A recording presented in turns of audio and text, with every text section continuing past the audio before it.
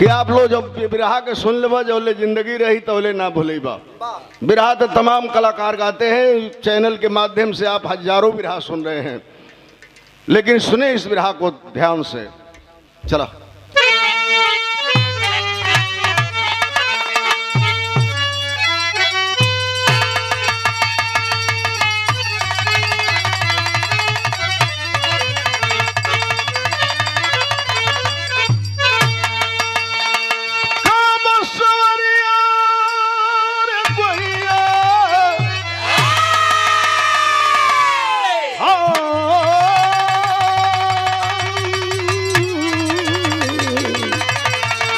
भोले बाबा जोगिया हो मोरे। रुपया बहुत कुछ है, सब कुछ नहीं है। सही है। जो धन धर्म यो कर्म पे भरोसा करे उसका घर तो कभी भी उजरता नहीं। ऊपर वाला भी एक है, धरती को चलाने वाला। बिरहा में को कौवाली बा कौन बाबू?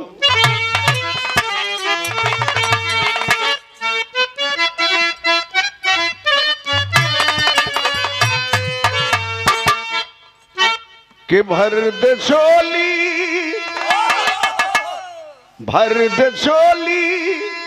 मेरी या मुहम्मद, तेरे दर से ना जाऊंगा खाली।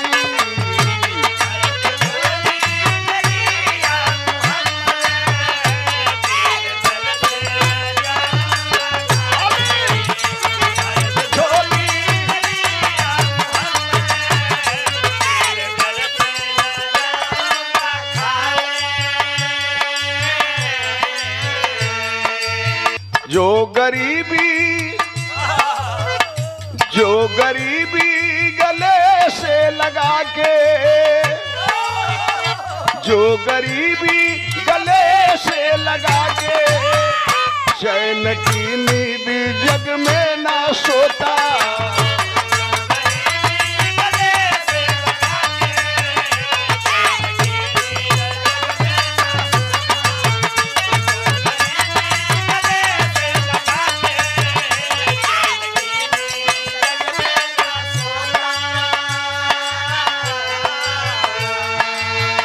जो गरीबी गले से लगा के, चैन की नींद जग में ना सोता। फर्ज पे वो कर्म को निभा के, अपने कर्मों पे जग में है रोता।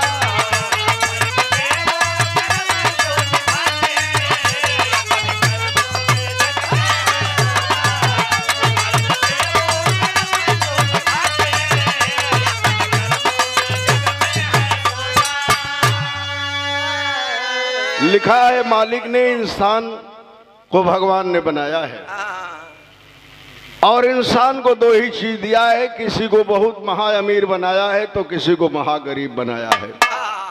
गरीबी में भी इंसान को शौक से जीना चाहिए। वो पैदा हुआ है तो गरीबी लेके नहीं आया है, गरीबी ने तो ऊपर वाले ने दिया है। तुझे गरीब घर में पैदा हुए हो और इस तरह की जिंदगी कटेगी। वही संवारता है मुकद्दर, वही बिगाड़ता है, वही बनाता है। घटना की शुरुआत यही जैसे बात रही सुनी। कहाँ का घटना भाई?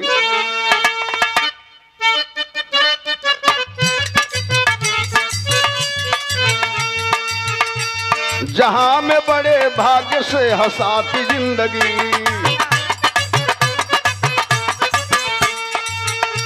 अक्सर यहाँ गरीब को रुलाती जिंदगी। मगध प्रदेश जो पटना के नाम आज बना है, लालू और नीतीश का साम्राज्य बना है। रणबीरपुर में यादव जहां श्यामलाल थे,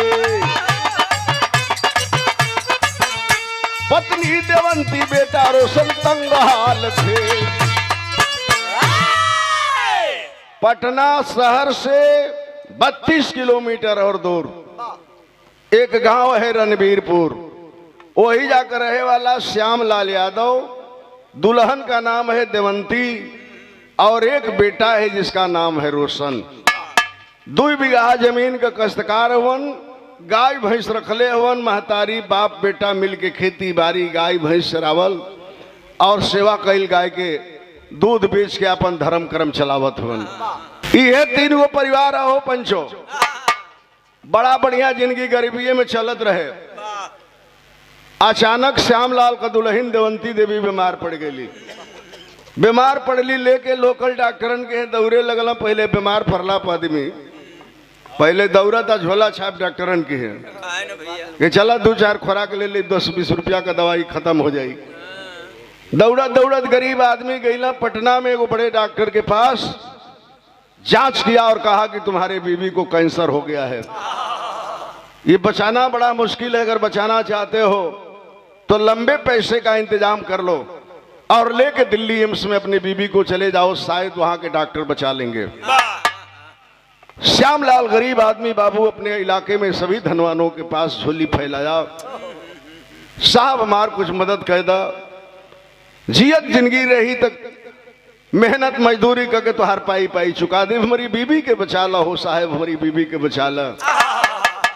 लेकिन ये जमाना में कर्जो वही के आदमी देता जे के बुझता कि दे दी हम।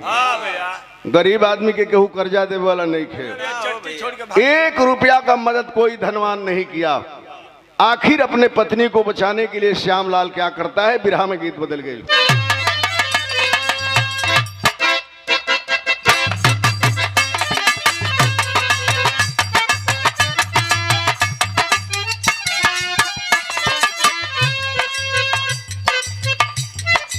देखा वो जमाना का गीत, पहले कबे पढ़ल लिखल मरद, चल जा कोई लड़ी कमाए, धनबाद चल जा चटकल में,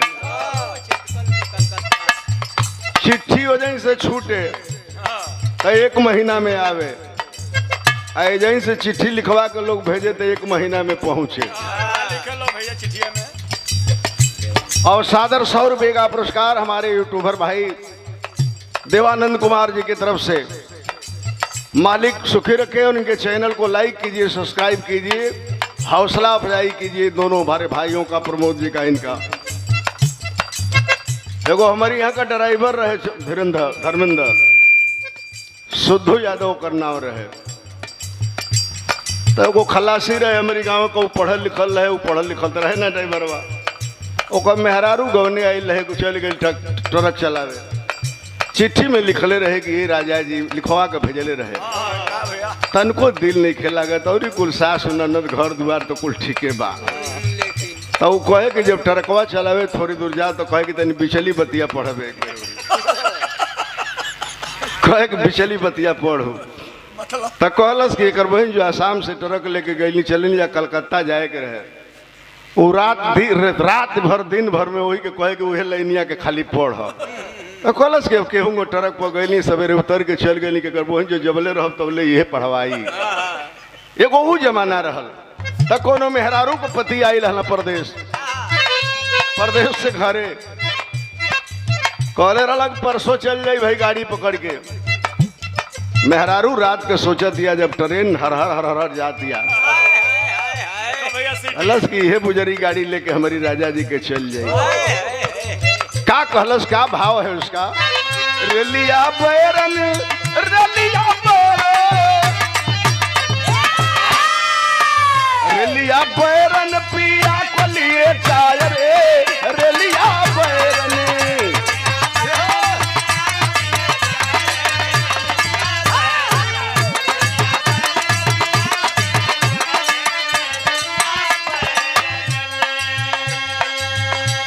कहलस की रेलिया का कोनो दोस्त नहीं खे, इता रोज आवे ले जाले। हे देवी मैया एगो काम हो जाइत ना तो हमार सैया ना जाता, ई जवनी टिकटवा से हरी मोर गई है।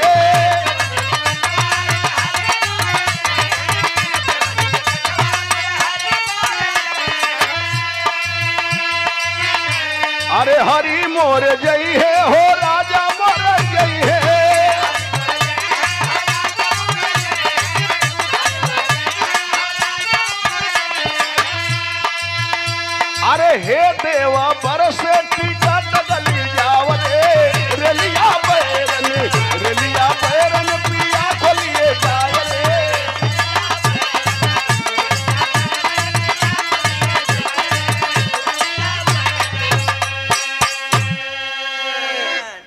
कि केहू ना जाने, केहू ना जाने, केहू ना जाने ला कुदरत का घात हो, केहू ना जाने।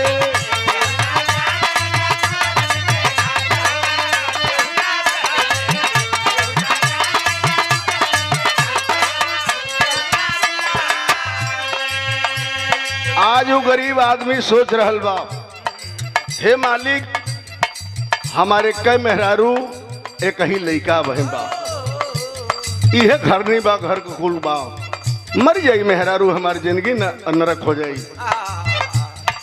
कैसे बचाई अपनी मेहरारू के? इस समाज में पैसा वाला भी केहू नहीं के मदद करत। का कैलन श्यामलाल के शंकर सिंह के धैले गिरवी जमीनिया,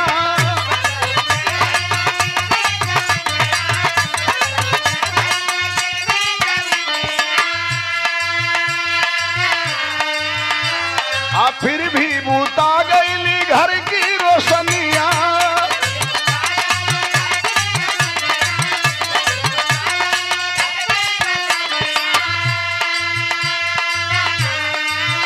आइल जीवन में आज काली रात हो, केहू ना सुने, केहू ना जाने ला कुदरत के।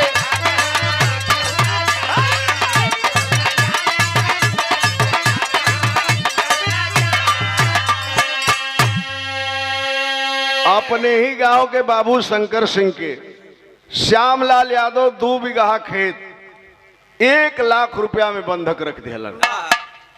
अपने 8 साल के बेटा रोशन को लिया बाबू, पटना में आया, टिकट कराया, बैठ गया गाड़ी में, बीमार पत्नी को लेके गया दिल्ली।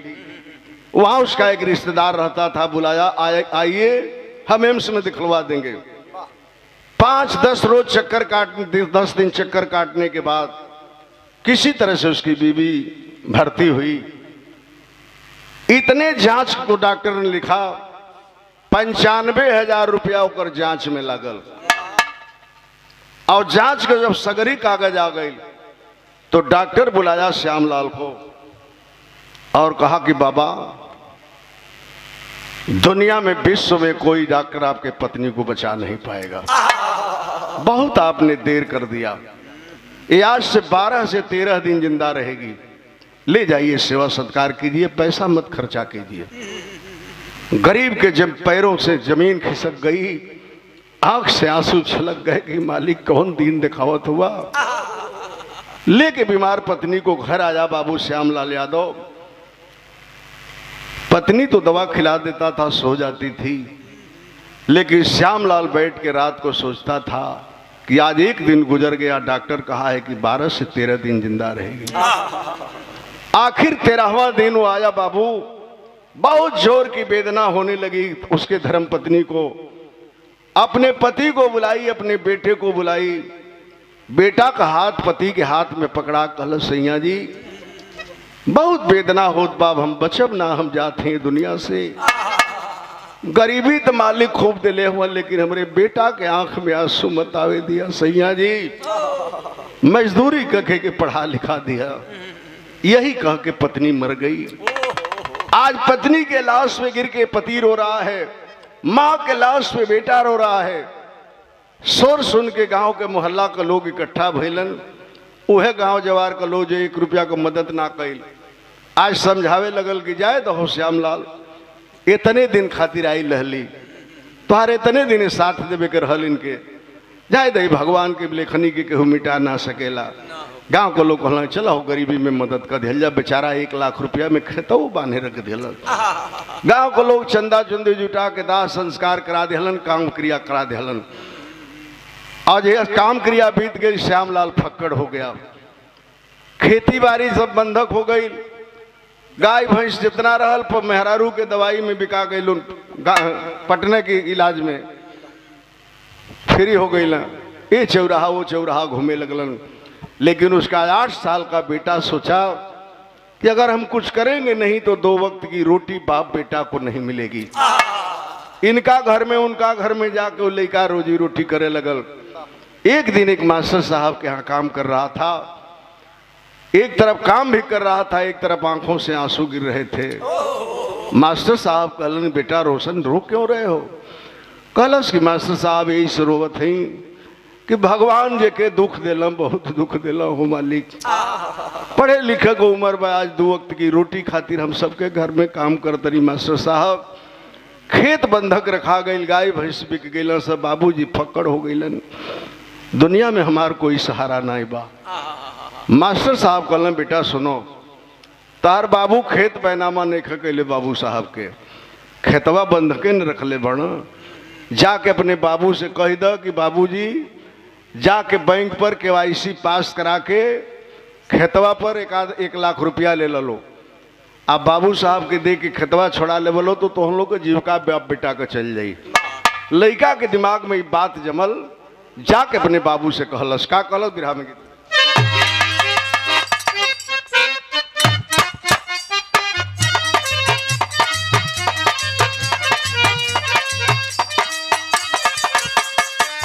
वह गीत बजा दिहलन। नारी के करन भरथरी होई गैला जोगिया, अरे होई गैला जोगिया हो, राजपाट देहाला विसार नहोरा।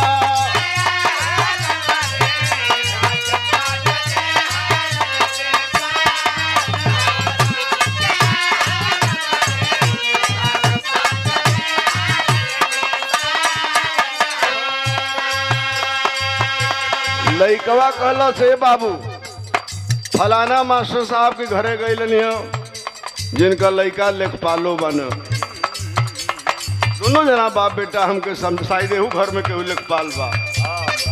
दोनों जना समझावल हलो हमके, छोड़े ना जमीनिया ठाकुर पैसा के कराना, अरे पैसा के कराना हो, सुन लाया राजिया हमार नहोरा।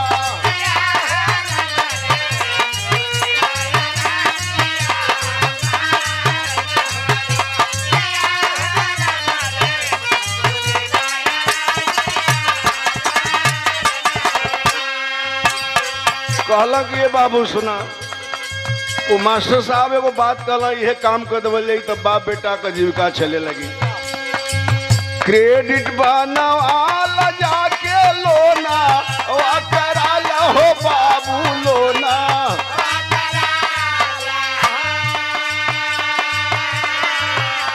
कहला KCC पास करा दे, खेतवा का इंतखाब ले जाके 1 लाख रुपया लोन ले ला।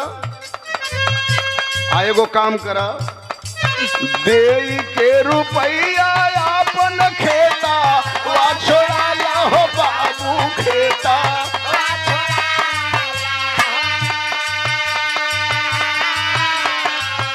बाटे ना ठेकाना ये बाबू दूनी या बेगाना, अरे दूनी या बेगाना हो, ई है बायरा जिया हमार नहोरा।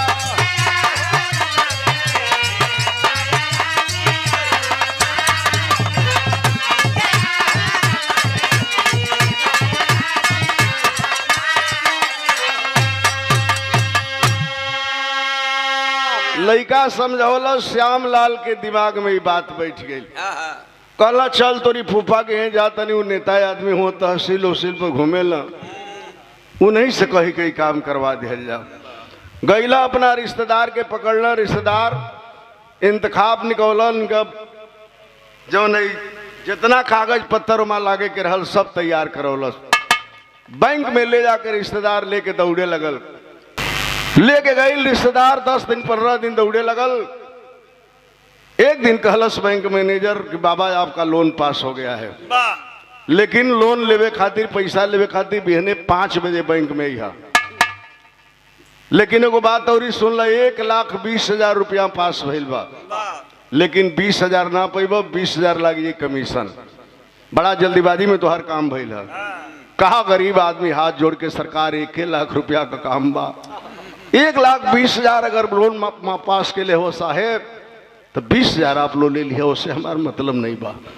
जब जौना चीज में कमीशन लेवे को होला बैंक वालन के, तो 10 बजे 11 बजे 12 बजे पेमेंट ना करी। जब बैंक बंद हो जाए ग्राहक सब चल जाए तब गरीब आदमी के बुलावे लगे तुम्हार कमीशन हो गई है लेके जा। रिश्तेदार बैठल रहा के कमीशन लेवे के रहल।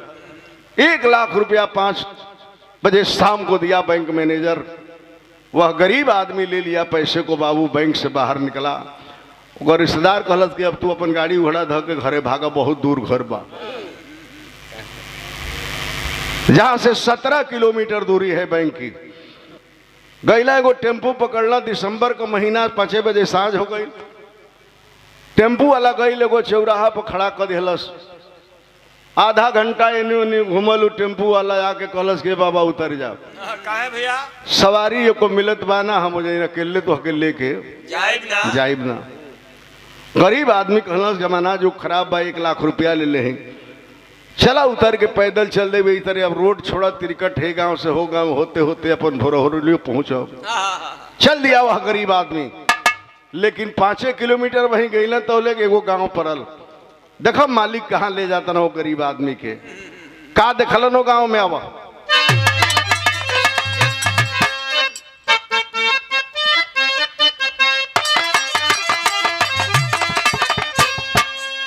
तरज के छोड़ा भी रहा सुना कि साँझ भइल घरवा जात वो गरीब बाबा के।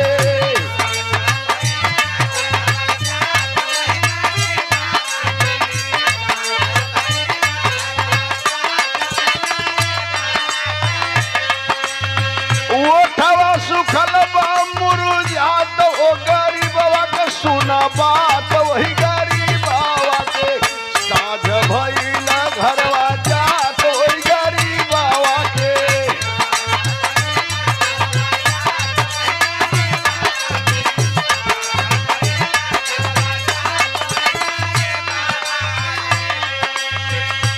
गैला रास्ता में 5 किलोमीटर चलना पैदल। तब एगो गांव में देखलन। का देखलन? राड ट्यूबलाइट जरत रहे एगो गांव में।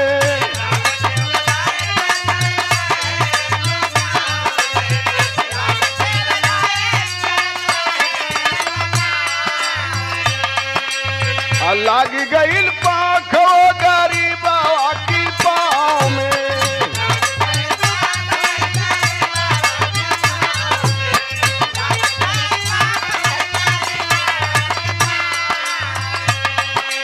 और रुकल बाटे वहाँ शरमात वही गरीब बाबा के। सुना बात वही गरीब बाबा के। साँझ भइल घरवा जात वही गरीब बाबा के।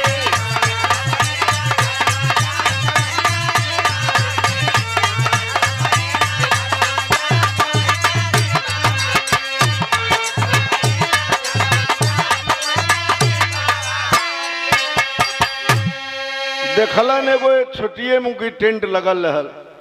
2 गो माँ लाइट जरत रहल। आ थोड़े दूर पर 2-3 गो गाड़ी रहली। सब बाजा वाला बाजा बजावत रहल। सोच गए बुढ़ऊ की तो कोनो बारात आवत है जाई। कल 1 लाख रुपया ले ले ही, काहे नहीं बरतिये में रुक जाई। देहात का मामला है। एक पतल भात खाई लोग पूछबो ना करिए कि बेटिया को और कहुओ कि बेटा को और कहुओ। खा के रात यही बाराती में बिताई, बस सवेर हुई अपन पैसा लेके चल जाई। यह सोच के हो जाए रुक गई गरीब आदमी। धीरे धीरे बाबू बारात जब सहनाई बजत आइल, बेटी वाला के द्वार पर गई बारात। कहला कि रह चली तन द्वार पूजा हम देख लें। तो जब द्वार पूजा देखे गई ना तो का देखत हो जाइन। गीत लगल कि माता बहन लोग आवे लो शादी और ब्याह के अवसर।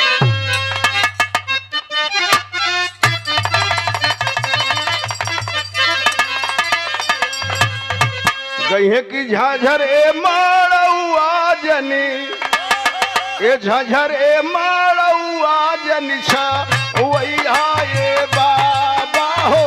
झाझर ए माड़ुआ जनी छा वैया ये बाबा हो। लगिए सूरज जावा के ज्योति हो।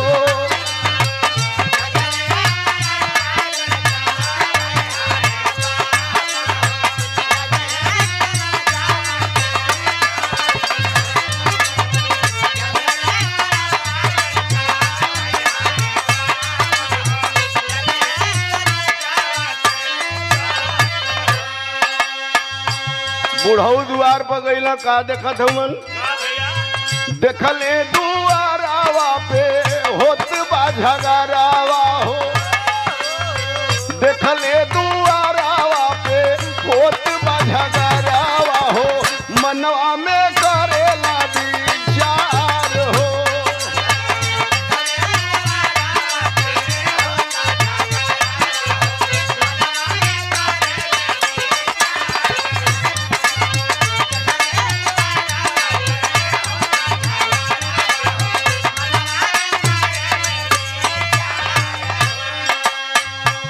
लड़का जो ही बैठल द्वार पूजा पर लड़का को बाप कहला समझी है नहीं अब ख्याल करा कहले रहला कि 1 लाख रुपया जौन बाकी बा द्वार पूजा पर एकदम दे दे पहले हमारे 1 लाख रुपया दन तो द्वार पूजा ना हुई।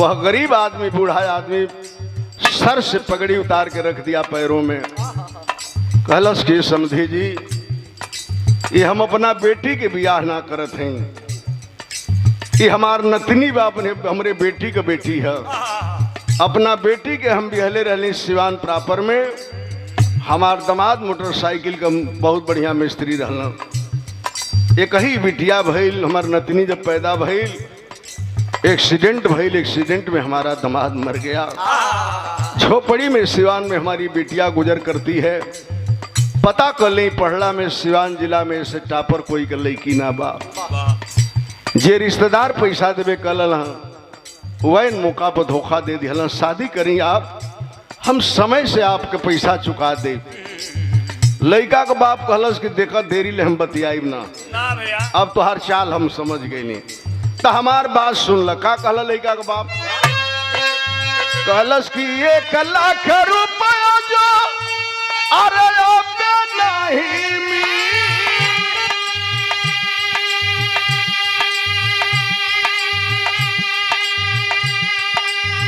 बिटिया के मंगिया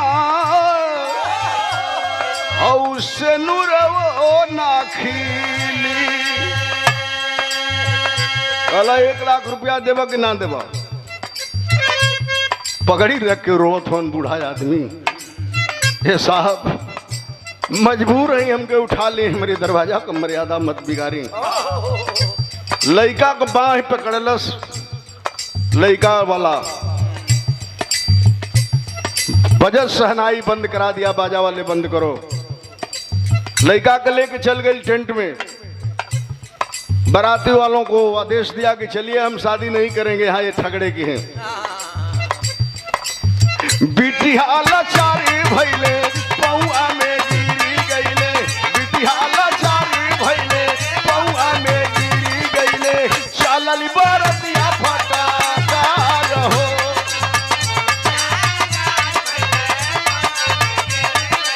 बरतिया फटाकार हो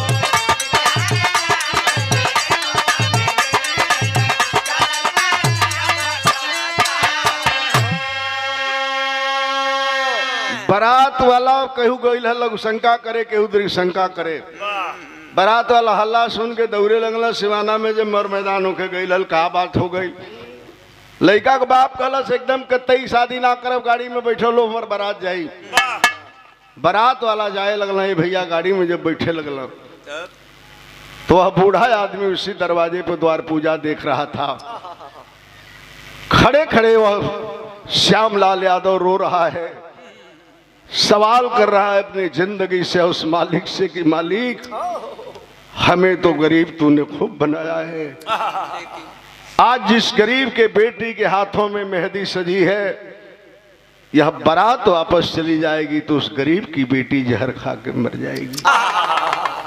सोच रहा है वो गरीब आदमी बिरहा के शैली में का सोचत हवन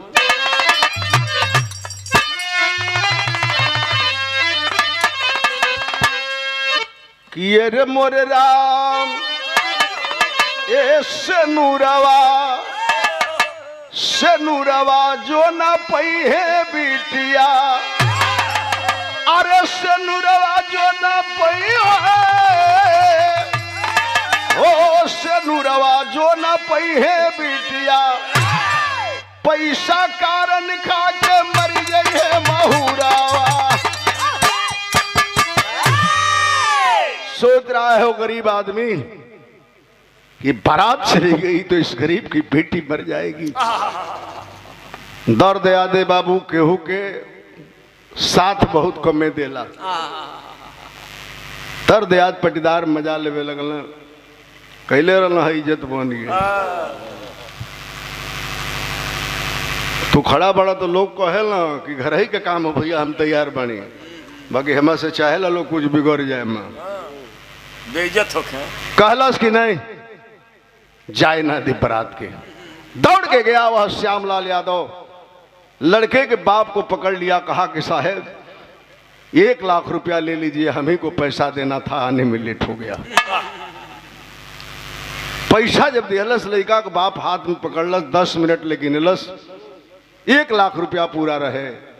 कलश के रिश्तेदार होके तो रउआ नियर होके। अब वह लड़का को बाप कहता बारात वालन के उतर लो, फिर बारात चली, शादी हुई। सहनाई बजावत आइल, द्वार पर सहनाई बजे लगल। गांव जवार के टोला पड़ोसा के लोग हितनाथ पूछे लगल कि चाचा कहाँ के रहे वाला हुआ, इतना बड़ उपकार कैला गरीब आदमी के संगे। सोचत हो गरीब आदमी के हमार गरीबी जब जन्मल लो तब न कैसे अपन दुख दर्द कहीं मालिक की सिवा। कलश के अपन काम कर लो है, आगे का जो रस्म बा पूरा कराव लो। एक बराती में रहब सब पता बता के जाइब हम। अब लोग न करावे लगल, द्वार पूजा भइल, डल पूजैया में गई, लड़का शादी ब्याह कल, बारात पानी पिए लगल, खाए लगल। आई लहल नाच जहिया का, वही जहिया का नाच शुरू हो गई। बुढ़ऊ थोड़ी सा चावल दाल खैला, 10 गो रुपया आदमी का गिर जाता चट्टी पर। और 22 बेर दौड़ा था कि कौना गुमती की खड़ा रही हुई गिरल बा, तो जकर 1 लाख भुलाइल बा, तब कितना कितना बढ़िया से भोजन करिए भैया। तो गरीब आदमी अब थोड़ी सा खाना खा के नाच में बैठ गए। 2 बजे नाच बंद हो गई, बिरहा सुने वाला भाई लोग।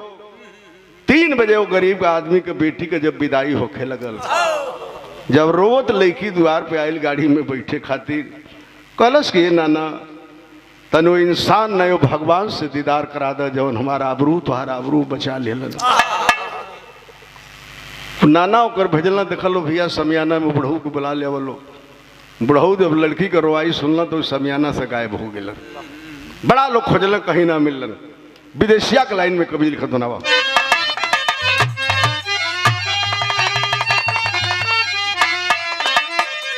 कि दान दे के चली गई बुढ़वा में चली गई, आई 1 लाख बेटी हाके ए बाबू देई के रुपैया। खोजे सब लोग कहवा दानवीर करण गईले, भोरवा में होती बाटी वही बेटी के विदैया।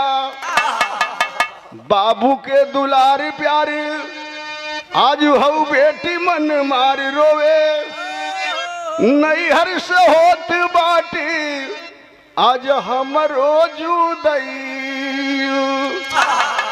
खैर गरीब के बेटी रोवत धोत चल देना ससुराल। पैदल भागत परात गईलन, 9 बजे दिन में पहुंचलन अपने घरे श्यामलाल। जाके जो ही खोटी पर कुर्ता टंगला हो बाबू, उनका 8 साल का बेटा जाके पाकिट टोवे लगल। पाकिट टोक के अपने बाप से का कहला सुलैका कि रोशना पूछेला कहवा हर बैंक वाला धन बाटे, अरे थैली में बाटे तो हरी कोना रुपैया।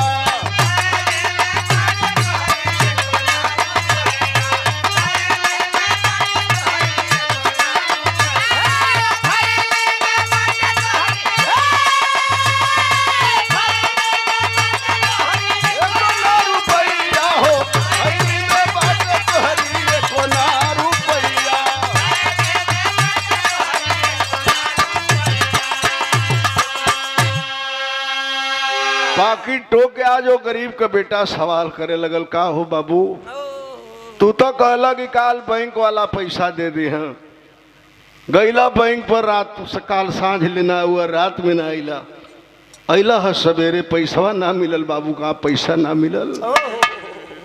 पकड़ लिया वह गरीब आदमी अपने बेटे को अखबारी में और सवाल कर रहा है मन ही मन की मालिक अपनी औलाद से क्या जवाब दूं। बार बार लड़का पूछा था बाबू पैसा ना मिलल, पैसा ना मिलल। कहला श्यामलाल की बेटा पैसा तो मिला बैंक से जरूर, लेकिन रास्ते में पैसे को गुंडों ने छीन लिया। जब इतनी बात कहा हो बाबू, वो 8 साल का लड़का जमीन पर गिर गई। कहलस कि जा हो बाबू, नसीब ये फूट गई, हमन का कर्म में जर गई हो बाबू। अभी जिंदगी मजदूरी को के ही जी सकल न जा, कबो जिंदगी में खेत बाड़ी छुट्टी उटी नहीं। श्यामलाल चल दिया फक्कड़ बन के चौराहा, वो चौराहा लोगन के पीछे बैठे लगला, घूमे लगला। लड़का फिर उनका घर में जो मजदूरी करत बा करते बा। धीरे धीरे 8 साल का और समय बीतल। आज जब 8 साल का समय बीतल तो का भइल,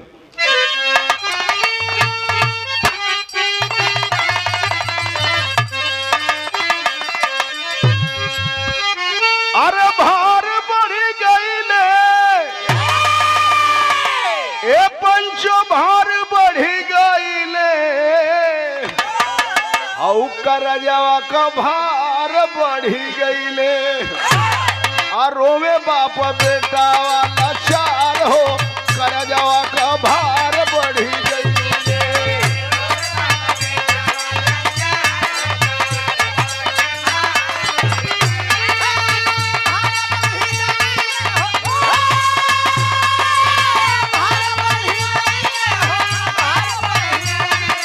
करजवा का भार बढ़ी गईले।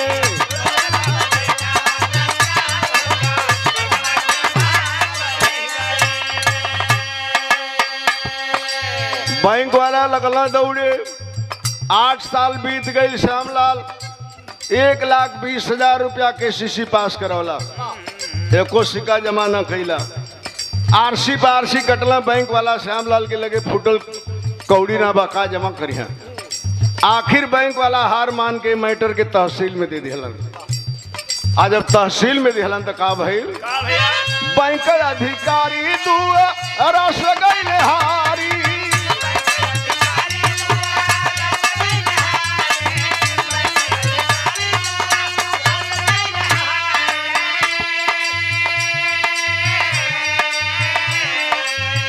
अरे पुलिस के जवान आके हौ कैले गिरफ्तारी।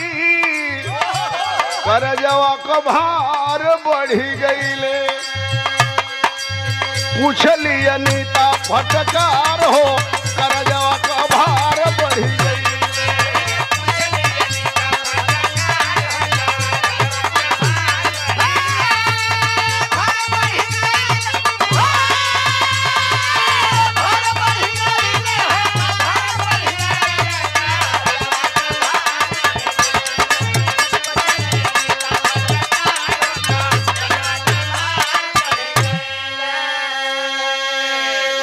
तने देखो भैया लेखपाल साहब इन लोगों को बुलवा दे, चाय तन पिवा दा, ठंडी बढ़ गई बा।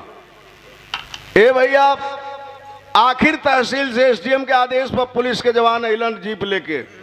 खोजत खोजत एगो चौराहा पर श्यामलाल के पकड़ ले। आप पकड़ के श्यामलाल के बाबू गाड़ी में बैठा के लेके तहसील की तरफ चल दिलन।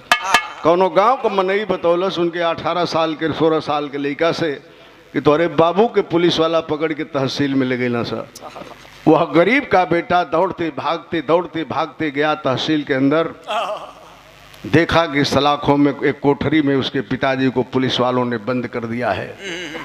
बाहर से ताला लगा है, उसी में बैठ के श्यामलाल गरीब आदमी रो रहा है। बाहर उसका लाचार बेटा रो रहा है। बैठ के बाप बेटा दोनों रोवत हवन। कुछ ही देर के बाद बाबू एसडीएम के ऑफिस के सामने कुर्सी लगी, मेज लगे, चपरासी सब व्यवस्था किया। उसके बाद एक महिला एसडीएम आके बैठती है। सिपाही खड़े थे, बुलाई कि जाओ श्यामलाल को लेके आओ सलाखों से मेरे पास। गए और ताला खोल के सिपाही जब ले लें श्यामलाल के सामने जाकर के पैर पकड़ लिया। कही एसडीएम महिला मेरा पैर मत पकड़ो, तुमसे खराब आदमी धरती पर कोई हो नहीं सकता है। सवाल करती है, आज 8 साल बीत गए, तूने 1,20,000 रुपए का लोन कराया, एक पैसा तूने जमा नहीं किया। क्यों? दारू पी गए कि जुआ खेल गए? क्या किए पैसे को? पैर पकड़ लिया वह गरीब आदमी, कहा कि बेटी 2 लाइन हमारी बात सुन लो, बेटी 2 लाइन हमारी बात सुन लो। क्या कहती हो लड़की बाबू?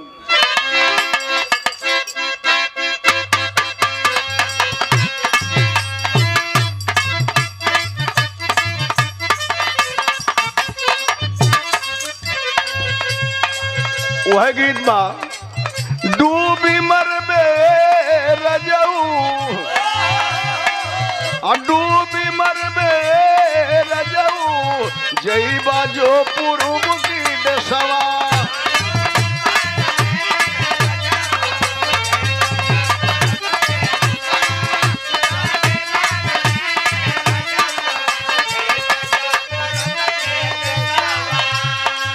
पैर पकड़ के एसडीएम का कह रहा है श्यामलाल, का कहिए बेटी,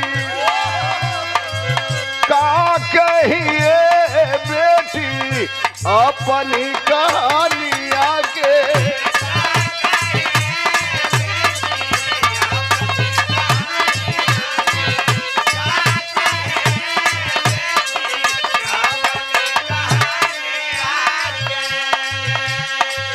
रोवे तहसीलिया में, रोवे तहसीलिया में, भाई के चरनिया के, का कहिए बेटी अपनी कहानिया के।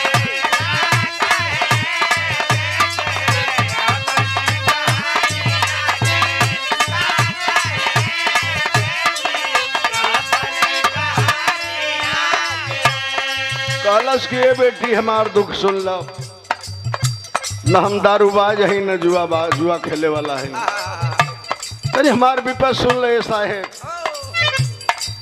पड़ली बीमार नारी कईनी दवाई आके,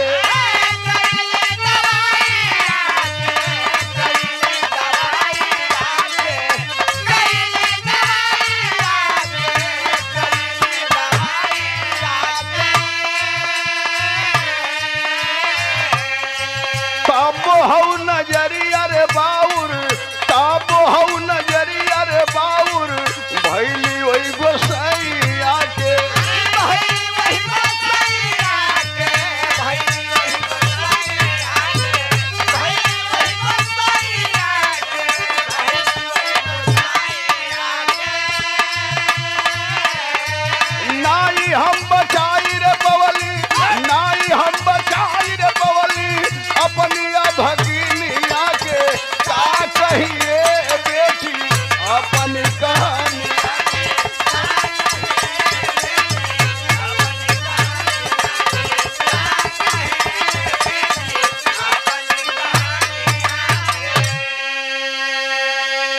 कहला से बेटी हमार नार मेहरारू बीमार पड़ गई हो बेटी, मेहरारू के कैंसर हो गई, बड़ा इलाज करौली लेकिन मालिक के वो मंजूर ना भइल। हमार पत्नी साथ छोड़ दियलस, और सामने खड़ा हमार टूवर लइका रुआता, एकलौता लइका जेकर दुनिया में कोई ना बाहु। एसडीएम महिला ने कहा कि तुम पत्नी को इलाज कराए, तुम्हारी बीवी मर गई, उससे हमारा मतलब नहीं है। 1,20,000 जो रुपया लिए, उस पैसे का तूने क्या किया कि आज तक एक पैसा भी जमा नहीं किए हो। रो रहा है गरीब आदमी। कहलस कि 2 मिनट और हमारी बात सुन लो बेटी। क्या कहता है अब?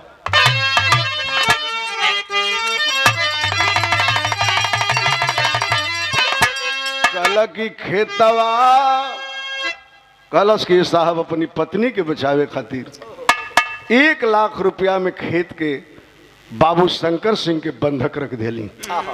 इलाज करौनी, पत्नी मर गई, लेकिन वही खेत खातिर रोजी रोटी चलावे खातिर खेतवा छोड़ावे बदे अरे कर जाके ले हलिए साहे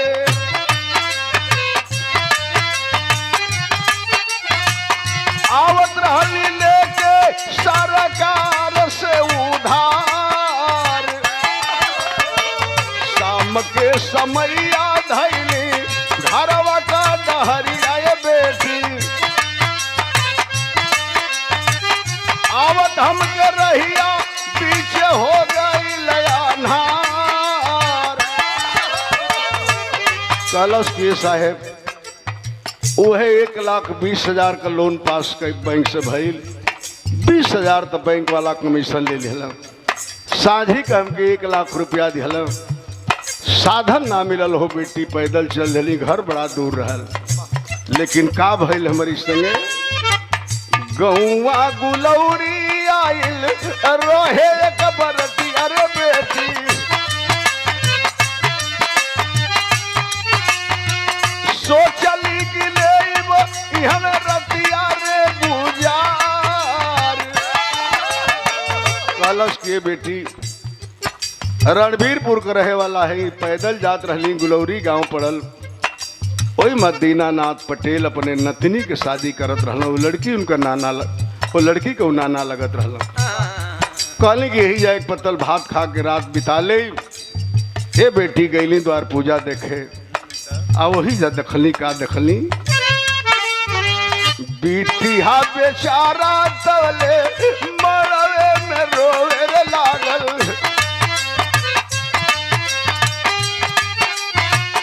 1,00,000 रुपया बने भइल तकरार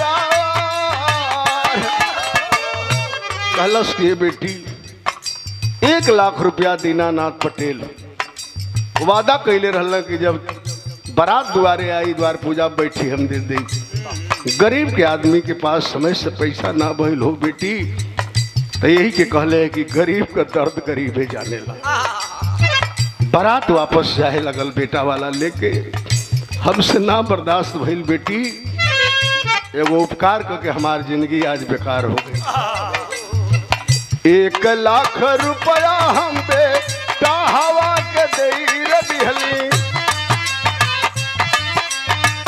लिहली गरीब कई जतिया रे उबार आज लेना जुटल 1,00,000 रुपया हमसे घूमतानी आज हम बन के कर्जदार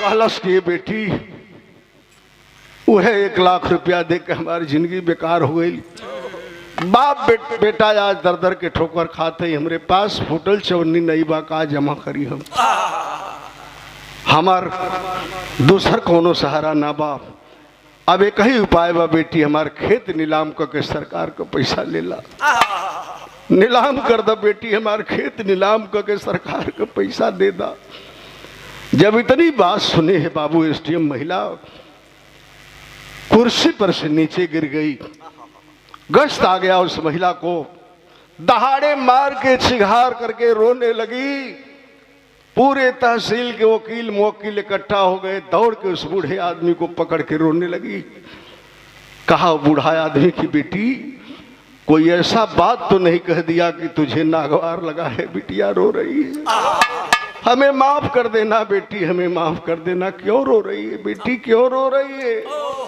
कलश की बाबा मेरे रोने का कारण ही दूसरा है सुना बाबा हम काहे रोवत हैं का बताती है सबके सामने वो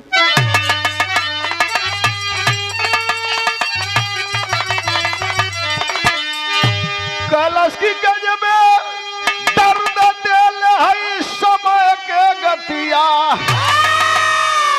आंसू ढार लिया नीता सुन विपत के बतिया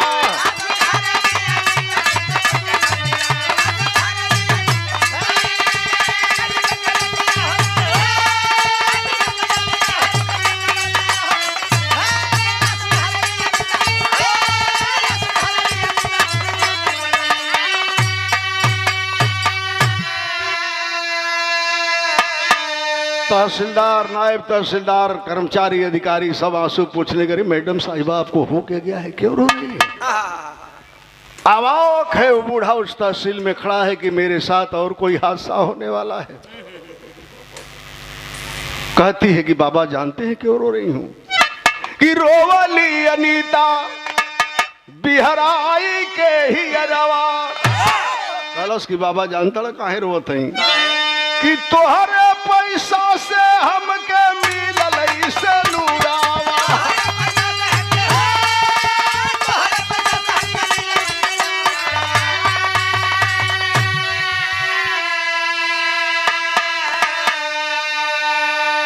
अरे पागल भइल सगरिया जगवा के थतिया, आया सुधारे लिया नीता सुनी विपत्ति के बतिया। कि बाबा वही दीनानाथ का हम नतनी है अनीता पटेल, हमारे शादी में पैसा दिला हो बाबा, हमारे शादी में दिला। जब हमार विदाई होत रहा हो बाबा, जमाने के गांव नगर के लोगों से कहली कि वो इंसान नहीं भगवान से दीदार लोग करा दा। तो ना मिलला हो बाबा, ना अपन कोई से पता बतौला नहीं पता हो गईला। गईली ससुराल में मालिक से तब से कामना करीला 2 घंटा सांझ का 2 घंटा सवेरे।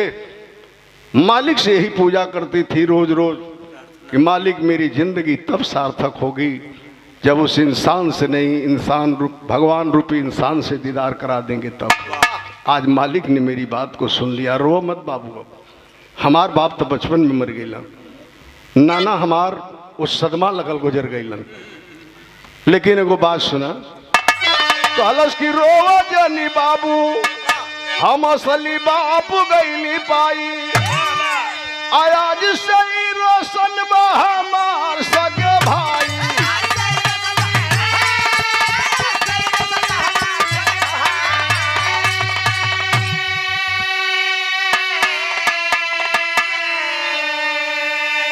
अरे असली नहीं हर बाक शीतल भैली छतिया, सुधार लिया नीता सुनी विपत्ति के बतिया।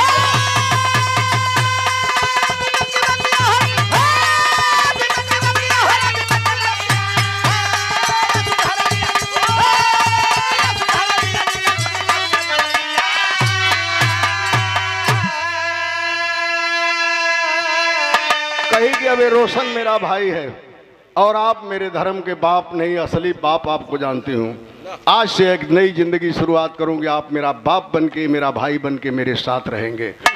लेके गई पटना में, बाबू शंकर सिंह के पास गई और 1 लाख रुपया दे के बंधक खेत को छुड़वाई।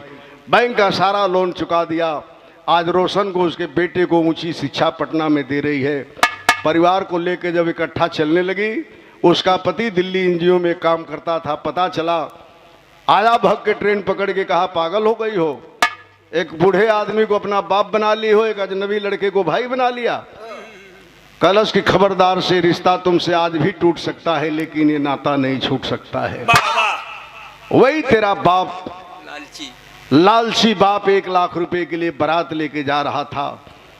यह गरीब आदमी लोन लेके अपने घर जा रहा था। बीबी इसकी मर गई थी देने के लिए, खेत छुड़ाने के लिए नहीं दिया। रास्ते में मेरी शादी हो रही थी और बारात तुम्हारा बाप लेके जा रहा था। यही वो गरीब आदमी है जो 1 लाख रुपया दे के मेरी मर्यादा बचाया। पैरों पर गिरवाती है अपने पति को। आज पूरा परिवार लेकर के पटना में आप जीवन यापन कर रही है, जिसको लालू के लड़के तेजस्वी यादव ने अभी अभी सम्मानित करने का काम किया है। यही से कवि कहानी का अंत करते हैं। कहा जय जखाड़ स्वामी गुरु जद्दू की लहराती फुलवारी, त्रिशी सने श्री नारायण संग मितवा जवत भी।